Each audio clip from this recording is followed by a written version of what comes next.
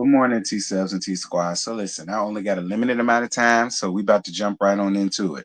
Hey, how y'all doing? Yeah, I'm doing mighty fine. These stinking ass salt wives. This season 5, episode 13, Rule for Improvement. We're gonna get in and get out. So Meredith is at home and she sets the scents for her new fragrances. But Seth wants to talk about what happened down to her bar mitzvah.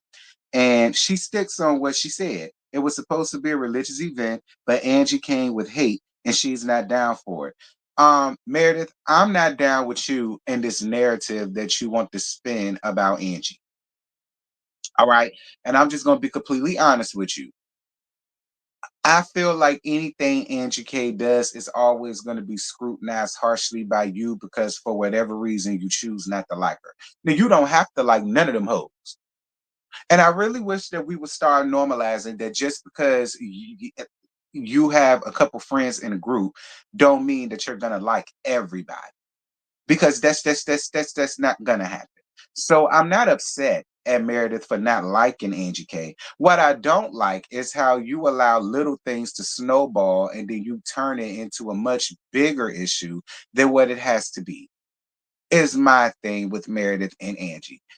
Angie came with a good intent, a good heart, and I believe her when she said that she did not come there to fuss or fight or argue with anybody.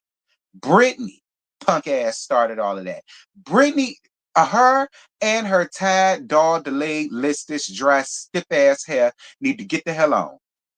She is going to be the thing that is going to bring down the season for me. And I'm just going to be completely honest with y'all. And I understand Heather, she your friend or whatever, but at this point, I really feel like it's what it always is. You don't know her ass like that, but you just decided to be the one to say, okay, she can come on, that's my friend. I don't have to have Brittany at all. Please make sure that this is Brittany's last season on these stinking ass salt wives. That's my opinion, and we're gonna move on because I don't do her. Angie and Miss Shawn talk about the same situation, and Angie says that she hasn't stopped crying since she got through that down to the bar mitzvah, and it was embarrassing and humiliating. Now I'm gonna tell you what else is embarrassing and humiliating. You getting your overgrown ass up here hollering about you ain't cried since you got through that. Let me tell you something. You need to have this attitude right here, bitch. I've been thrown out of better places. I know I have. I know I have. I got thrown out of Walmart one time. Yup. I got thrown slam out of Wally World one time. So I can say for a fact, I've been thrown out of better damn places. Like that need to be the way that you need to be handling Angie. You don't need to be up here crying your woe is me's and the years fears of your tears and scrumming your pain with your fingers because you got through that her damn bar mitzvah, girl. I know you lying, Angie. Ain't you from Greece? Get your life together, child. Moving on. Angie, not Angie, Mary goes to see Angie, and Mary opens up to Angie about what's going on with her and RJ and how he's dealing with his addiction or whatever. She blamed herself. Like, it's so sad that we got to like Mary that we got to like Mary in this state. I think that's one of the worst parts about it for me is that we get to like Mary now that she's going through this foolala. And it's so sad. But it's like I said, she had the realest storyline out of everybody thus far. Now, I don't know how long the season is, but for me, I feel like Mary has had the most realest, most deepest, most honest, non scripted, non produced storyline out of everybody there. Like I felt Mary.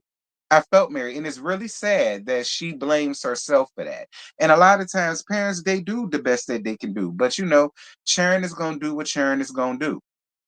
I mean, and then Mary, you got to couple it with the fact of the family dynamics, and then it's been brought on the show. Maybe that's where Mary blames herself at. You know what I mean? And it really didn't help that people like me was running around here, you know, because I did say that too, Mary. I ain't gonna lie. I said that I don't think you coming on this show with Uncle Grandpa and this foolishness did him any damn favors because he was still young when y'all first got up here. When he 16, like 15, 16. when the Salt Wives first came on and you was up here with Uncle Grandpa and that whole damn foolishness. I was one of the ones, Mary, that said, I don't think neither one of y'all looked at this and looked at y'all son and was like, is this such a good idea? I was one of the ones. Now, I'm not saying this is what caused all of that, but could this be what broke the straw in the camera? Perhaps. And maybe that's why Mary feels like this is her fault and she should have seen it. But here's the gag. A lot of the times, Mary, it's not the parents' fault. It's just things get a hold of your child. It happens. But I feel like you're doing the right thing by focusing more on him versus trying to show up for these damn cameras. That I can appreciate. I'm popping out because they kind of hurt. But that I can appreciate. So she holds Angie to the cross and say, look, this between us. I am gonna show up, but I'm not gonna be on the first thing smoking with y'all. I gotta make sure RJ cool first. And I appreciate you for doing that, Mary. Your children always come first. Fuck these cameras. Your child comes first. And I appreciate you for doing that, Mary, because most reality stars wouldn't have did that. Moving on. So the group arrives to the airport because they was going to some place down in Mexico, and Brown brings little cute passport holders for the ladies. And Lisa gets annoyed because apparently Bronwyn called and asked her should she bring something for the ladies or like little gifts or whatever. And you know Lisa wants to do everything. It got to be all on Lisa, and Lisa like, oh no, it's okay. I'm doing this, that, and this. So of course Lisa got pissed. Well, not pissed, but annoyed. But she still took one of the gifts anyhow. I mean, I get like, listen, Lisa, I wouldn't have felt no type of way about that. At the end of the day, her bringing a gift for everybody doesn't take away the fact that this is your trip. You set it up. Hell, you showed us a whole PowerPoint on it. We know it's your trip. We know it's your thing. We know it's this and that and this. Like, I don't feel as though it was that bad. I can't believe I'm taking up for Brown, but I am. I don't believe what she did was that bad that, you got to feel funny about it or feel like she's stepping on your toes. Like, girl, I want nothing but small little passport holders. It ain't like she showed up there with a litter of Burmese mountain dog puppies to give to everybody. Like, relax. Anyway, Brown gets mauled by a dog and had to get stitches before she bought her ass on this damn trip.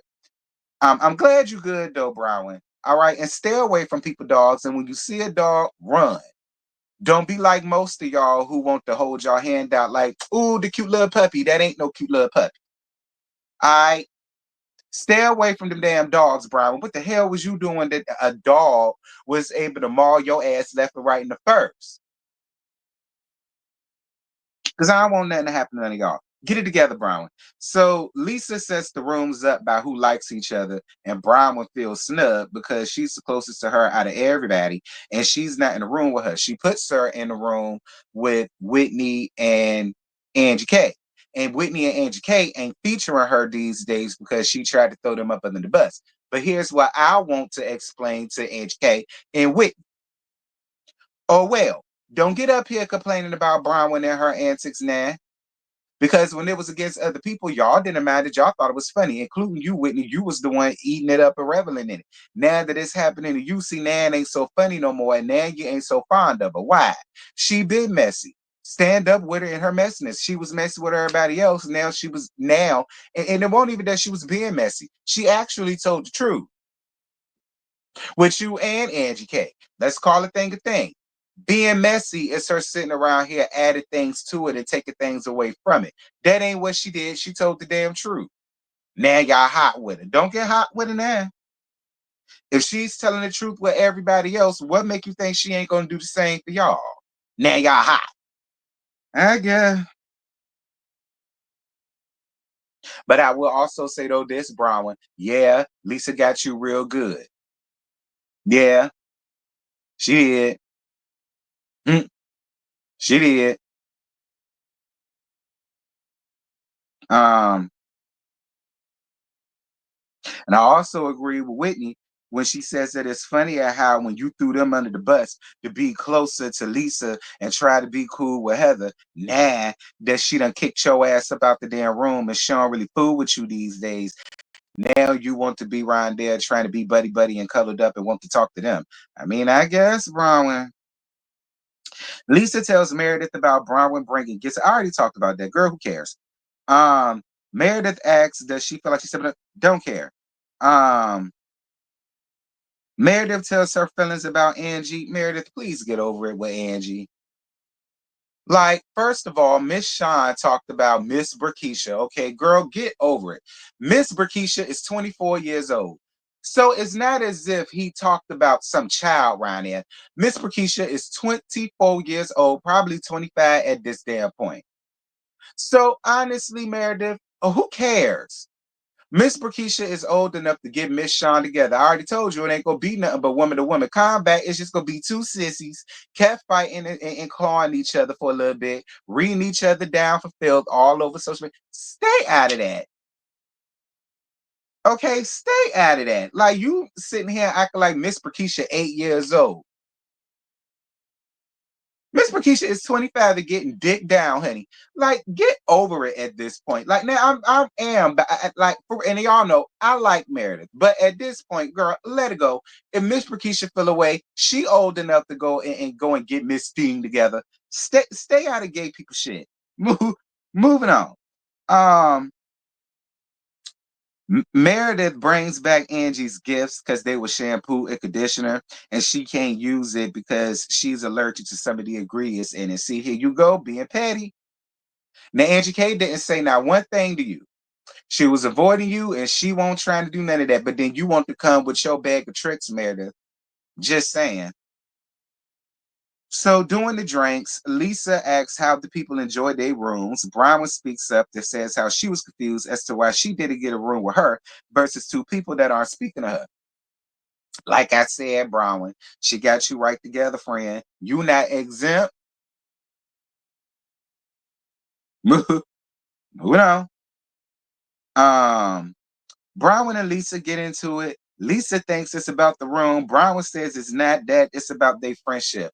But here's my thing though. Lisa has already made it perfectly clear that she ain't finna take up for nobody way more than she's gonna take up for herself.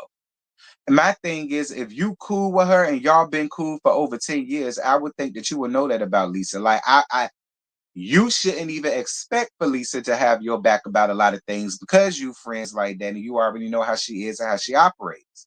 See, I couldn't be friends with Lisa, but y'all choose to be friends with Lisa. So if that's the case, then you need to take Lisa as she comes. See, people get up here and say that this been my friend for so long, and I'm like, and a lot of the times it's been over 10 years. I've known Lisa for over 5, and I know she ain't shit. I knew she won't shit from the year I first met her back in season 1. I knew she won't shit, and I couldn't deal with her.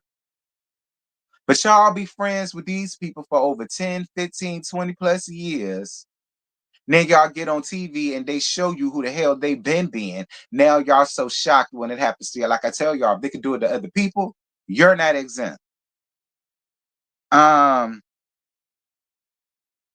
Brittany gets involved. Angie throws the bag over at Brittany and tells her she needed for her dry, stiff ass hair. And I did agree. I'm gonna be honest with y'all. I listen, Angie, you better than me because I would have beamed that damn bag right at Brittany's forehead, either her forehead or her damn mouth, so that she can shut it. Because I don't like Brittany at all. Brittany is one of those people that will start the fire and then she'll turn around and cry victim and cry wolf and oh my God, she called me this and she called me that and da, da, da, da. I don't like Brittany. I don't like nothing about Brittany, and this really needs to be Brittany's last time being on this show because none of them like her. I'm telling y'all right now, none of them like Brittany. None of them. Don't think because Meredith had your back that means she like her. She don't. I'm on this show. Meredith think you weird as fuck. But she didn't mind having your back because y'all was ganging up on Angie, which I didn't appreciate either. I didn't appreciate how y'all ganged up on Angie for some shit that Brittany started. First of all, fine. Because y'all know I don't like to play the game of semantics. Did Angie K insinuate that she was a slut? Yeah. But at the end of the day, Angie K ain't said that. Angie K told the damn truth. Because what do you call a woman who gets on national TV and admits that she's dealing with 10 men, but out of the 10 men, she only takes 3 seriously? In the hood, we call that a thought bot, a slut, a whore, a tramp, a skeezer, a floozy, a harlot. I mean, a hoochie mama. Like, what do we call that, Brittany? And they kept calling you out on your hypocriticalness during the rest of the damn argument that you got yourself in. Because nobody was talking and that's another thing. So quick to want to run your mouth, and then when you get read down, you going to run off crying somewhere. See, none of that wouldn't have happened had you shut the fuck up, because nobody was talking to you from the beginning. Again, this is why I'm here for Bronwyn this episode, because she came through and she told the truth. She told the damn truth. And see, and when she heard the truth, then that's when Meredith had to come back and give Angie K an apology. Like, once she heard the truth, Meredith had to come back and give Angie K the apology, because Angie K did not come with no ill will for anybody. She came there for what she said that she was coming there for. But because you already had an issue with her, you heard the first thing and you was ready to kick her out. And let me tell you something about, listen, if you're not a slut, why the fuck do it matter? If you answer to the call of being called the slut, Meredith, that's your business. Like, y'all kill me getting up here feeling like y'all can read each other, but then y'all want to say, but you can't call me a slut. Why? Why? And my thing about it is, Meredith, you mad at Angie K for that, and you don't want to be cool with her, but yet your good friend Lisa, for over 15 or something years, as you said, had that hot mic moment when? Season 2? I think it was. I think Mary was still up there. Season 2, about how you laid your back on every New York City pothole it was to get dug out and done in on. But you don't mind being cool and buddy and playing it up with Lisa. But Angie K is the worst person in the world, and she slut shames everybody, and she this, that, and this. Girl, she read. She reading and roasting. And if y'all knew how to read and roast, it wouldn't be none of this. Y'all be reading and roasting her ass back. Like, I don't listen. Shit or get off the pot. If you can't read a roast back, don't come up here crying and whining and, oh my gosh, she's slut shaming. Girl, bye. Because nobody slut shamed you more than the bitch that you went around here being so cool and buddy with, talk still giving your business to, and all of the rest of that. Nobody slut shamed you more than her with that hot mic moment. And everybody believed it because y'all friends like that.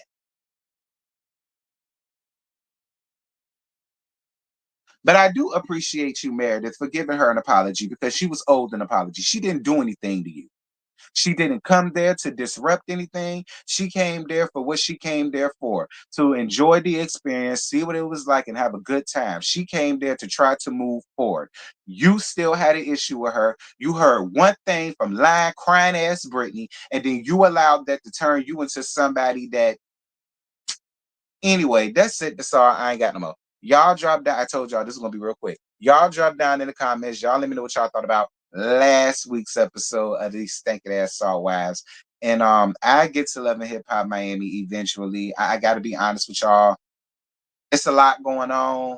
And so that's why I knew something was gonna fall by the wayside. But it really don't matter, because it ain't like y'all watching either of these shows like that anyhow, other than a few. So that's why I just take my time putting it out. You know what I mean? No shade, but I just go off of what y'all give me. So I don't go out of my way to make it a priority. But y'all will probably get both of those episodes though soon. But yeah, y'all, that's it. That's all. I ain't got no more.